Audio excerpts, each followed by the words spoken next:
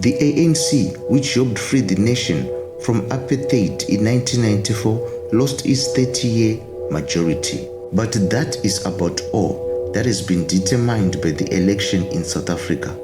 Still, it was the largest party. The leaders of the majority parties in South Africa are starting coalition discussions in an attempt to create a government, but no one is a majority.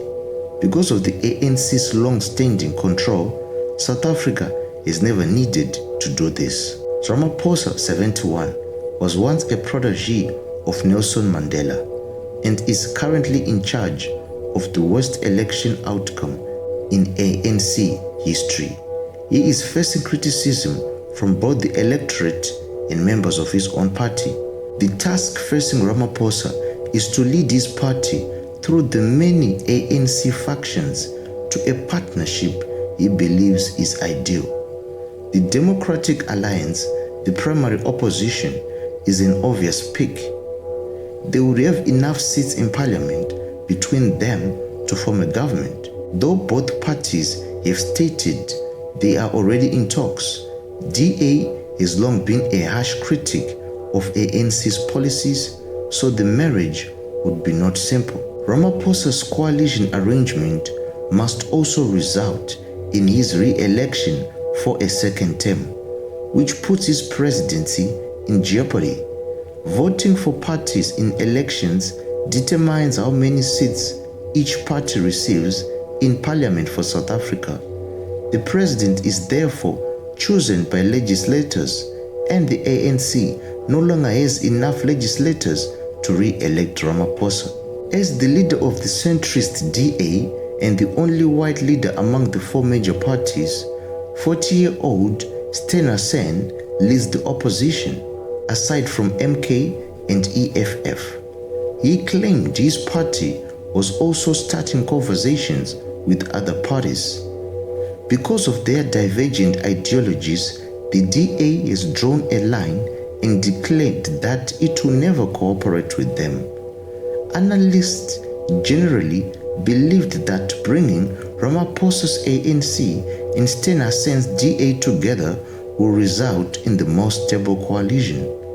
There have been suggestions that the ANC-DA combination could be diluted by adding smaller parties to form a larger coalition. Prior to Ramaphosa's taking over, Zuma served as both the ANC's head and the country's president. They are now bitter rivals. Zuma, an 82-year-old who only announced his political comeback in December, was the election's wild card. After receiving 40% of the vote and considerable ANC backing, his newly established MK party has a significant effect by emerging as the third largest party in its first election. Because of their personal hostility, Zuma's party has requested that Ramaphosa resign in order for them to form a coalition. The condition was rejected by the ANC.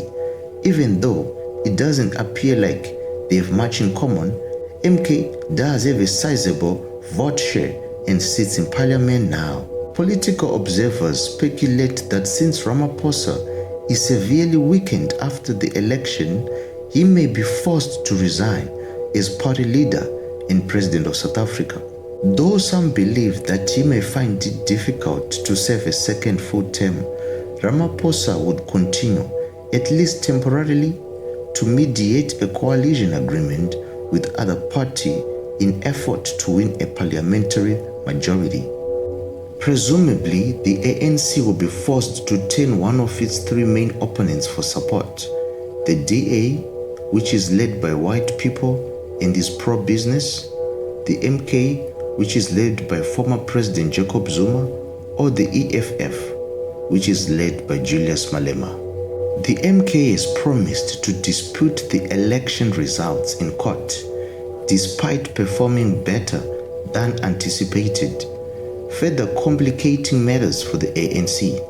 It has stated repeatedly that it will not enter into any coalition government if Ramaphosa remains in office. To oversee negotiations with the ANC, the DA has assembled a high-level team. However, forming an ANC-DA partnership will not be simple. Political analysts stated that the constituents of the ANC and the DA are fundamentally opposed to each other. Business leaders hailed an ANC-DA partnership as a more solid choice for the nation. When it comes to deciding one big and daring economic policy measures, both parties lean conservative.